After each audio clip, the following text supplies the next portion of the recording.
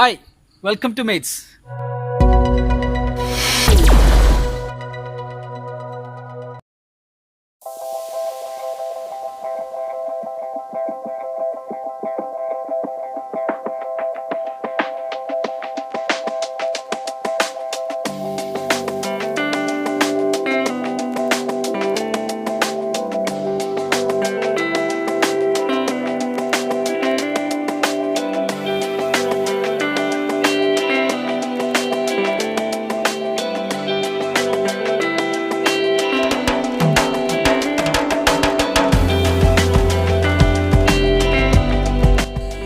Hi friends, അപ്പോൾ ഇന്നത്തെ നമ്മുടെ വീഡിയോ എന്ന് പറയുന്നത് ശരിക്കും പറഞ്ഞാൽ നമ്മുടെ യൂട്യൂബ് ക്രിയേറ്റേഴ്സിന് അതുപോലെ തന്നെ വീട്ടിൽ എന്തെങ്കിലുമൊക്കെ ചെറിയ വീഡിയോസൊക്കെ ചെയ്യുന്ന അല്ലെങ്കിൽ ഫോട്ടോഗ്രാഫി ചെയ്യാൻ ഇഷ്ടപ്പെടുന്ന ആളുകൾക്കൊക്കെ വളരെ സിമ്പിളായി നമ്മുടെ വീട്ടിൽ തന്നെ ഉണ്ടാക്കാൻ പറ്റിയ ഒരു അടിപൊളി സോഫ്റ്റ് ബോക്സ് എന്ന് വെച്ചാൽ നമ്മുടെ സ്റ്റുഡിയോ ലൈറ്റിംഗ് ഉണ്ടല്ലോ, അതെങ്ങനെ ഉണ്ടാക്കാം, വീട്ടിൽ വെച്ച് എങ്ങനെ ഉണ്ടാക്കാം, വളരെ സിമ്പിളായിട്ട് എത്രയും ചിലവ് കുറഞ്ഞ രീതിയിൽ നമുക്ക് എങ്ങനെ ഉണ്ടാക്കാം എന്നുള്ളതാണ് നമ്മളെ ഇന്നത്തെ വീഡിയോ. ഇതൊക്കെ കണ്ടല്ലോ, ഞാൻ ഉണ്ടാക്കിയ സോഫ്റ്റ് ബോക്സ് ആണിത്.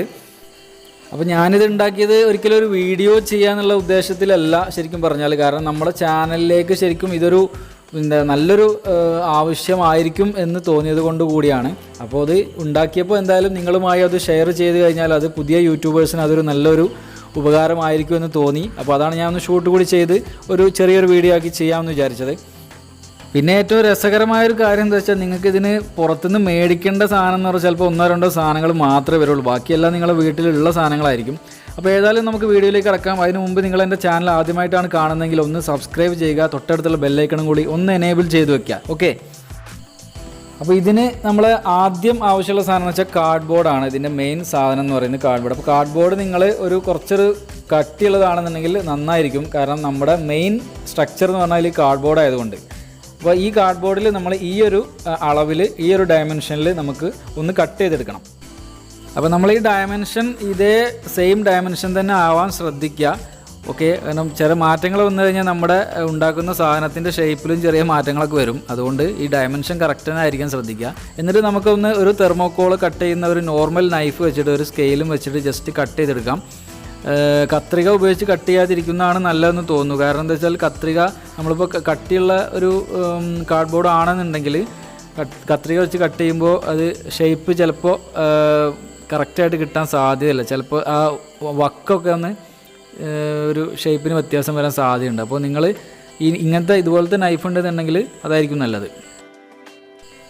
ഓക്കെ, അപ്പോൾ നമ്മൾ എല്ലാ ഭാഗവും കറക്റ്റായിട്ട് കട്ട് ചെയ്തിട്ടുണ്ട്. അപ്പോൾ ഇനി നമുക്കിത് മെല്ലെ എടുക്കാം.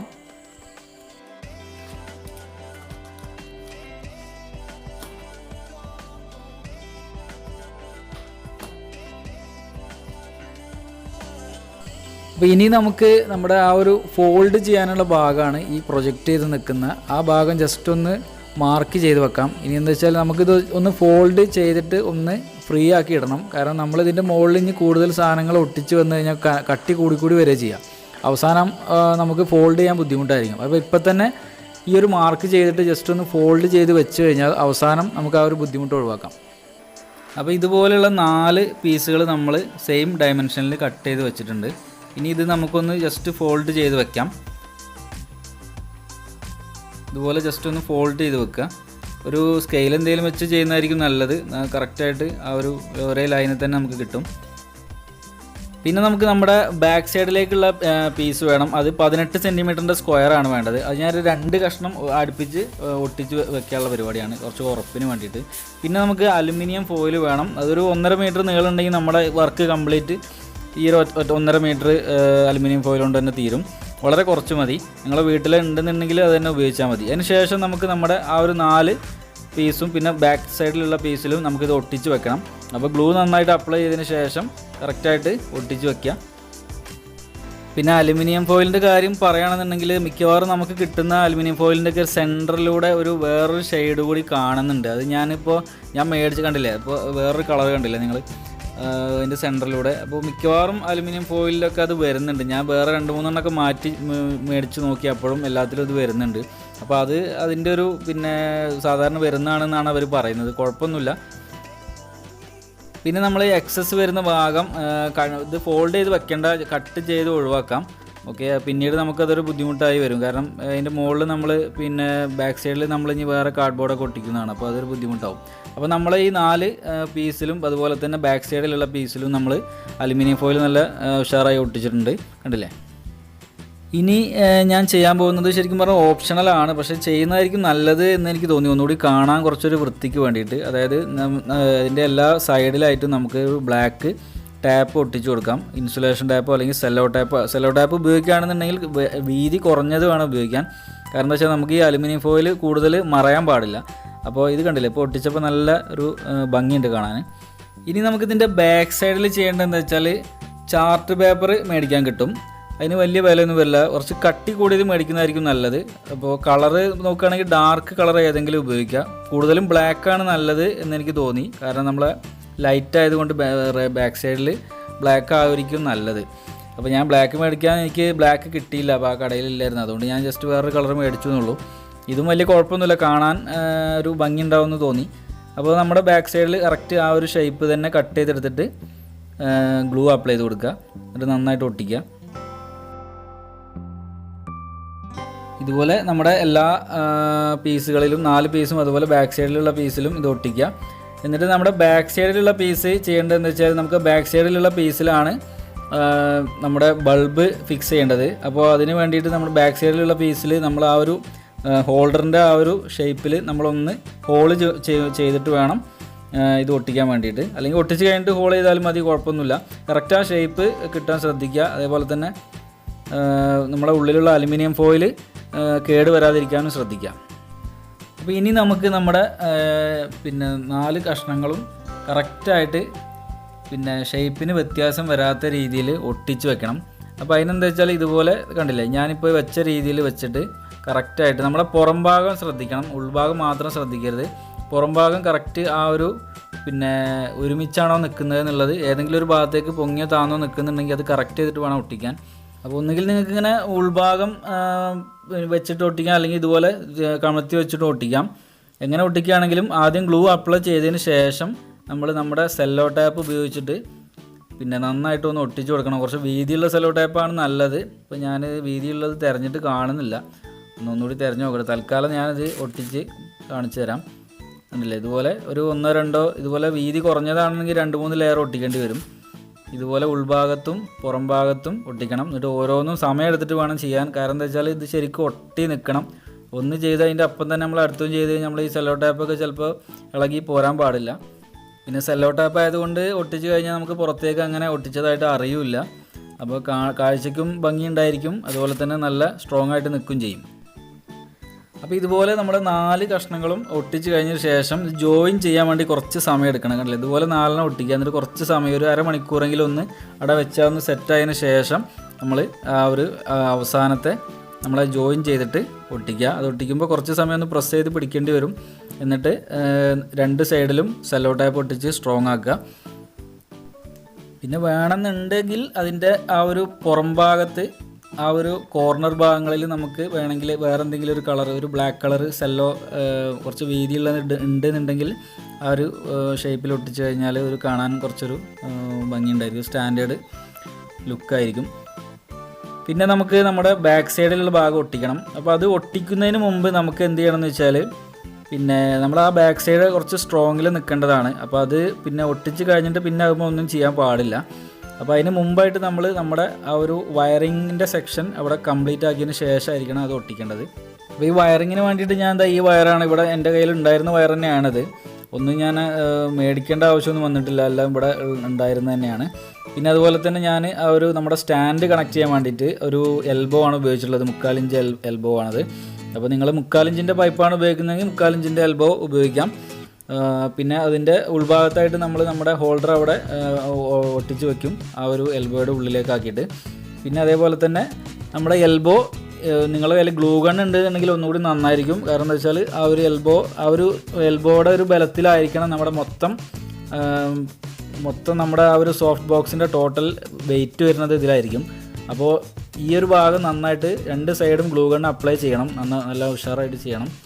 പിന്നെ അതിന് ശേഷം നമുക്ക് നമ്മുടെ ബാക്ക് സൈഡിലുള്ള ആ ഒരു പോർഷൻ ഗ്ലൂ അപ്ലൈ ചെയ്തതിന് ശേഷം ഒട്ടിച്ചെടുക്കാം. കണ്ടില്ലേ, നല്ല കറക്റ്റായിട്ട് ഒട്ടിക്കുന്ന സമയത്ത് നിങ്ങൾ ഉൾഭാഗം കൂടി ഒന്ന് ശ്രദ്ധിക്കണം. കാരണം ഉള്ളിൽ കറക്റ്റ് നമ്മൾ ആ ഒരു 4 ഭാഗവും കറക്റ്റ് തന്നെ അല്ലേ നിൽക്കുന്നത് എന്നുള്ളതൊന്ന് ശ്രദ്ധിക്കണം. എന്നിട്ട് പുറം ഭാഗത്തും ഉൾഭാഗത്തും സെല്ലോ ടാപ്പ് ഒട്ടിക്കാൻ മറക്കരുത്. വെറും ഫെവിക്കോൾ കൊണ്ട് മാത്രം നിൽക്കില്ല, അതിൻ്റെ കൂടെ സെല്ലോ ടാപ്പ് കൂടി ഒട്ടിക്കുക. കാരണം ഇത് ഒന്ന് ഉണങ്ങി വരണമെന്നുണ്ടെങ്കിൽ കുറച്ച് സമയമെടുക്കും. അപ്പോൾ അത് പ്രസ്സായി നിൽക്കാനും കൂടി വേണ്ടിയിട്ടാണ് നമ്മൾ ഈ സെല്ലോ ടാപ്പ് യൂസ് ചെയ്യുന്നത്. ഓക്കെ, അപ്പോൾ നമ്മുടെ വർക്ക് നമ്മുടെ മുകൾ ഭാഗത്തുള്ള, അതായത് നമ്മുടെ മെയിൻ സോഫ്റ്റ് ബോക്സിൻ്റെ മെയിൻ പാർട്ടിൻ്റെ വർക്ക് തീർന്നിട്ടുണ്ട്. കണ്ടില്ലേ. അപ്പോൾ ഇത് ഞാനൊരു സ്റ്റാൻഡ് എന്ന് പറഞ്ഞു കഴിഞ്ഞാൽ ഞാനങ്ങനെ വലിയൊരു സ്റ്റാൻഡ് സെറ്റപ്പ് ഒന്നും ചെയ്തിട്ടില്ല. ഇവിടെ ഉള്ള സാധനങ്ങൾ വെച്ചിട്ട് തന്നെ ഒരു സിമ്പിളായിട്ടുള്ള രീതിയിലാണ് ഒരു സ്റ്റാൻഡ് ഞാൻ അറേഞ്ച് ചെയ്തിട്ടുള്ളത്. അപ്പോൾ നിങ്ങൾക്ക് വേണമെന്നുണ്ടെങ്കിൽ ഒരു ചെറിയ ട്രൈപോഡ് പോലെ എന്തെങ്കിലും ഉണ്ടെന്നുണ്ടെങ്കിൽ അത് ഉപയോഗിക്കാം. അല്ലാന്നുണ്ടെങ്കിൽ ഒരു PVC ഉപയോഗിച്ചിട്ട് നമുക്ക് വേണമെങ്കിൽ ഒരു സ്റ്റാൻഡ് ഉണ്ടാക്കാം. അത് ഞാൻ പറ്റുകയാണെങ്കിൽ ഞാൻ ഒരു വീഡിയോ ചെയ്ത് കാണിച്ചു തരാം. ഓക്കെ, അപ്പോൾ നമുക്കിത് ഒന്ന് ഓണാക്കി നോക്കാം, ലൈറ്റ് എങ്ങനെ ഉണ്ട് എന്നുള്ളത്. അത് കണ്ടില്ലേ, നല്ല ലൈറ്റ് ഉണ്ട്, സാമാന്യം നല്ല പ്രകാശമുണ്ട്. ഇതിപ്പോൾ 10 വാട്ട്സിൻ്റെ LED ആണ് ഞാൻ യൂസ് ചെയ്തത്. നിങ്ങൾക്ക് കൂടുതൽ വേണമെങ്കിൽ ഉപയോഗിക്കാം. പക്ഷേ ലൈറ്റ് ഡയറക്റ്റായിട്ട് ഇങ്ങനെ ഉപയോഗിച്ച് കഴിഞ്ഞിട്ടുണ്ടെങ്കിൽ നമ്മുടെ ആ ഒരു മുഖത്തേക്ക് ഇത് ഭയങ്കര ഇൻറ്റൻസിറ്റി ആയിരിക്കും ലൈറ്റിന്. അപ്പോൾ അത് നമ്മുടെ വീഡിയോസിലൊക്കെ അതൊരു ഭയങ്കര ലൈറ്റ് അടിക്കുമ്പോൾ അതൊരു ബോറായിരിക്കും. അപ്പോൾ അതിന് നമ്മളൊരു ഡിഫ്യൂസർ ഉപയോഗിക്കണം. അതായത് നമ്മുടെ ലൈറ്റിൻ്റെ ഇൻറ്റൻസിറ്റി ഒന്ന് കുറയ്ക്കാൻ വേണ്ടിയിട്ട്. അതിന് ഞാനിവിടെ ഉപയോഗിച്ചിട്ടുള്ളത് ട്രേസിങ് പേപ്പറാണ്. ട്രേസിങ് പേപ്പർ നിങ്ങൾക്ക് ഏത് പേപ്പർ മാർട്ടിൽ പോയി ചോദിച്ചാലും കിട്ടും. 3 രൂപ വില വരുള്ളൂ. അതല്ലാന്നുണ്ടെങ്കിൽ നിങ്ങൾക്ക് ബട്ടർ പേപ്പർ അതൊക്കെ ഉപയോഗിക്കാം. ഈ ഒരു സൈസിന് വരുന്ന ഒരു പേപ്പർ നിങ്ങൾ മേടിക്കുക. അപ്പോൾ നമ്മുടെ സ്റ്റാൻഡിൻ്റെ, അതായത് നമ്മുടെ സോഫ്റ്റ് ബോക്സിൻ്റെ ടോട്ടൽ അസംബ്ലി ഞാൻ ജസ്റ്റ് ഒന്ന് കാണിച്ചു തരാം. ഇതാണ് എൻ്റെ കയ്യിൽ ഞാൻ ചെയ്തത് ഇങ്ങനെയാണ്. അപ്പോൾ നിങ്ങൾക്ക് ഒരു ട്രൈപോഡ് നിങ്ങളുടെ കയ്യിലുണ്ടെന്നുണ്ടെങ്കിൽ അത് താഴെ വെച്ച് കഴിഞ്ഞാൽ കറക്റ്റായിട്ട് ഒരു പൈപ്പ് വെച്ചിട്ട് തന്നെ നിങ്ങൾക്ക് ചെയ്യാവുന്നുള്ളൂ. ഞാനിവിടെ ഓൾറെഡി ആ സ്റ്റാൻഡ് എൻ്റെ കയ്യിലുണ്ടായതുകൊണ്ട് അങ്ങനെ ചെയ്തതാണ്. അതുപോലെ തന്നെ DIY നമുക്ക് ഇതുപോലുള്ള സ്റ്റാൻഡ് ഉണ്ടാക്കുന്നത് യൂട്യൂബിൽ തന്നെ ഒരുപാടുണ്ട്. PVCയുടെ സ്റ്റാൻഡ് എങ്ങനെ ഉണ്ടാക്കുക എന്നുള്ളത്. അപ്പോൾ അത് കണ്ടു കഴിഞ്ഞാൽ നിങ്ങൾക്ക് മനസ്സിലാവും.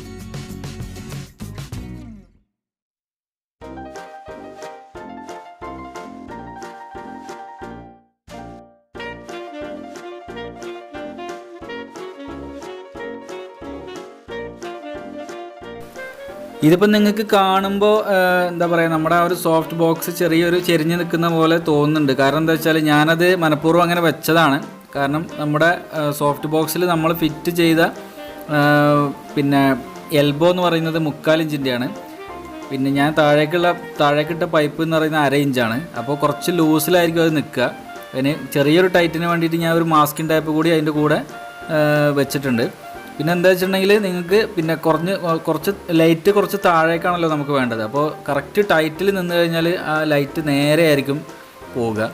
നമ്മുടെ സ്റ്റാൻഡും ലൈറ്റും തമ്മിൽ 90 ഡിഗ്രി ആയിരിക്കും വരിക. അപ്പോൾ കുറച്ചിങ്ങനെ താഴേക്കൊന്ന് ചെരിഞ്ഞ് നിന്ന് കഴിഞ്ഞാൽ നമുക്ക് ലൈറ്റിങ് നമുക്ക് കറക്റ്റായിട്ട് നമുക്ക് കിട്ടുള്ളൂ. അപ്പോൾ ആ ഒരു ലൂസ് വേണം എന്നുള്ളത് കൊണ്ടാണ് ഞാൻ അങ്ങനെ തന്നെ ചെയ്തത്. അഥവാ ഇനിയിപ്പോൾ നമുക്ക് ആ ലൈറ്റ് മാറ്റിയിട്ട് കുറച്ച് ഹൈറ്റ് എന്തെങ്കിലും അഡ്ജസ്റ്റ് ചെയ്ത് വേറെ എങ്ങോട്ടെങ്കിലും മാറ്റി വെക്കണം എന്നുണ്ടെങ്കിലും നമുക്ക് എളുപ്പത്തിന് കുറച്ച് ലൂസാക്കി ഇടുന്നത് തന്നെയാണ് നല്ലത്.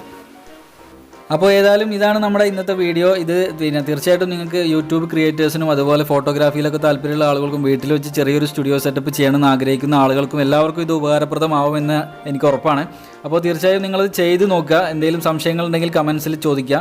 ഇതുപോലെ ഒന്നുകൂടി ഉണ്ടാക്കുകയാണെന്നുണ്ടെങ്കിൽ പെർഫെക്റ്റ് ആയി. ലൈറ്റ് 2 സൈഡിൽ നിന്ന് വരുമ്പോൾ കറക്റ്റ് ആയിരിക്കും. അപ്പോൾ ഈ വീഡിയോ ഇഷ്ടപ്പെട്ടിട്ടുണ്ടെങ്കിൽ ലൈക്ക് ചെയ്യുക, കമൻറ്റ് ചെയ്യുക. എൻ്റെ ചാനൽ ആദ്യമായിട്ടാണ് കാണുന്നതെങ്കിൽ ഒന്ന് സബ്സ്ക്രൈബ് ചെയ്യുക. അതുപോലെ നിങ്ങളുടെ സുഹൃത്തുക്കൾക്ക് ഇതൊരു ഉപകാരപ്രദമായ ഒരു വീഡിയോ എന്നുള്ള നിലയിൽ ഒന്ന് ഷെയർ ചെയ്ത് കൊടുക്കുക. ഓക്കെ, അപ്പോൾ മറ്റൊരു വീഡിയോയിൽ കാണാം.